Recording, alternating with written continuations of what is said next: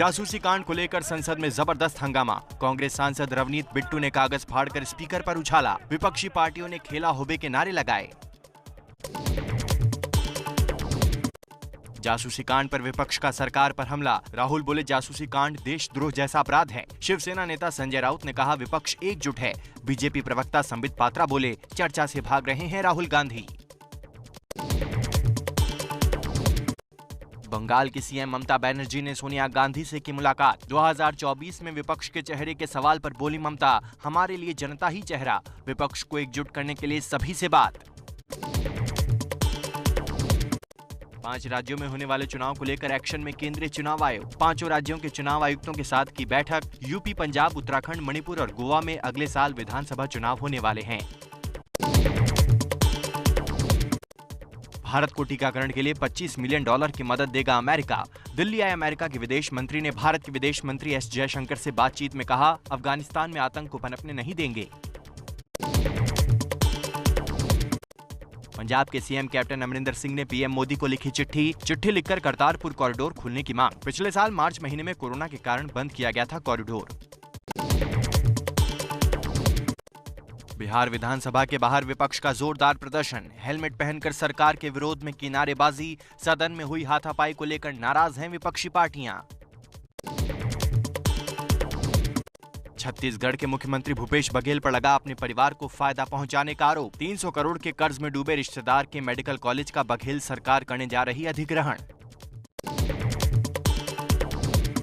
Medical college के अधिग्रहण को लेकर छत्तीसगढ़ में शुरू हुआ सियासी घमासान। बीजेपी विधायक ब्रजमोहन बोले, रिश्तेदार को फायदा पहुंचाने के लिए अधिग्रहण। सरकार की सफाई, राज्य के हित में लिया गया है अधिग्रहण का फैसला।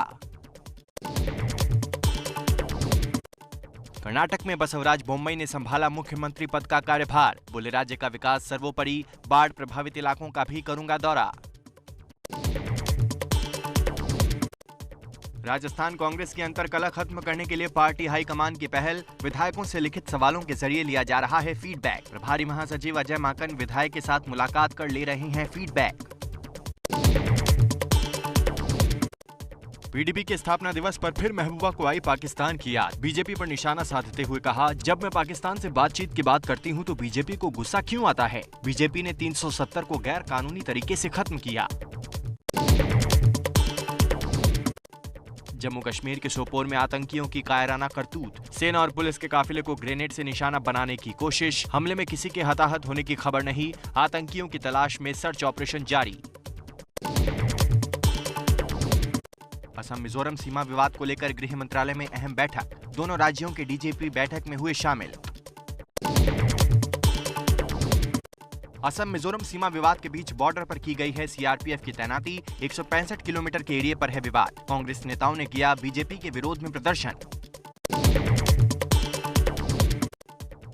अनिल देशमुख के वसूली कांड को लेकर एक्शन में सीबीआई सूत्रों के हवाले से खबर है कि महाराष्ट्र में 12 अलग अलग जगहों पर छापेमारी हुई। इसमें कई पुलिस अधिकारियों के ठिकानों पर भी छापेमारी हुई है। ठाणे, नासिक, सांगली, अहमदनगर और पुणे में रेड की गई। केस से जुड़े कई अहम दस्तावेज और सबूत बरामद हुए हैं।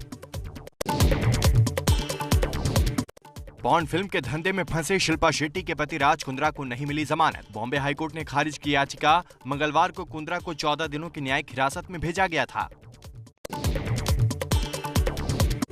केरल में लगातार बढ़ रहा है कोरोना का खतरा। पिछले 24 घंटे में 22,000 से ज्यादा मरीजों की पुष्टि। कोरोना के बढ़ते मामले को लेकर निशाने पर विजयन सरकार। बीजेपी प्रवक्ता संबित पात्रा बोले, तुष्टीकरण के लिए बकरीद में छूट से जान पर संकट। राकेश अस्थाना ने संभाला दिल्ली पुलिस के कमिश्नर का पदभार। कार्यभार संभालने के बाद दिल्ली पुलिस की तारीफ की। बोले, दिल्ली में लॉ एंड ऑर्डर मेंटेन किया जाएगा। दिल्ली पुलिस शानदार फोर्स। बिहार में एबीपी न्यूज की खबर का असर। बालू के अवैध खनन को लेकर कार्रवाई। 2 आईपीएस सहित आधा दर्जन अफसर सस्पेंड। एबीपी न्यूज ने अपने शो घंटी बजाओ में दिखाई थी बालू माफियाओं पर खास रिपोर्ट। दिल्ली में स्कूल कॉलेज खोलने को लेकर केजरीवाल सरकार ने मांगी जनता की राय। शिक्षा मंत्री मनीष सिसोदिया ने ईमेल आईडी जारी कर परिजनों से मांगे सुझाव। दिल्ली स्कूल्स 21@gmail.com पर आप भेज सकते हैं अपनी राय। कोविशील्ड वैक्सीन से जुड़ी बड़ी खबर। कोरोना से कोविशील्ड का टीका कोरोना महामारी से 93% सुरक्षा देता है। 15 लाख फ्रंटलाइन वर्कर पर रिसर्च के बाद किया गया है दावा। नीति आयोग के सदस्य डॉक्टर वी.के. पॉल ने दी जानकारी। देश के पहाड़ी राज्यों में कुदरत का कहर। जम्मू के किश्तवाड़ में 2 जगहों पर फटा बादल, 7 की मौत, 30 से ज्यादा लोग लापता। हिमाचल में बाढ़ से 9 लोगों की मौत, 7 लापता। महाराष्ट्र में बारिश से होने वाली दुर्घटनाओं में अब तक 150 से ज्यादा लोगों की मौत। महाराष्ट्र सरकार ने बिगड़ते हालात पर बुलाई कैबिनेट की बैठक। कोंकण के रायगढ़ में एनडीआरएफ के बेस कैंप को मिली मंजूरी। केंद्रीय कैबिनेट ने डिपॉजिट बीमा क्रेडिट गारंटी कॉर्पोरेशन को मंजूरी दी। बैंक के डूबने पर 90 दिन के अंदर ग्राहकों को मिलेगा पैसा। केंद्रीय मंत्री अनुराग ठाकुर ने दी सरकार के फैसले की जानकारी।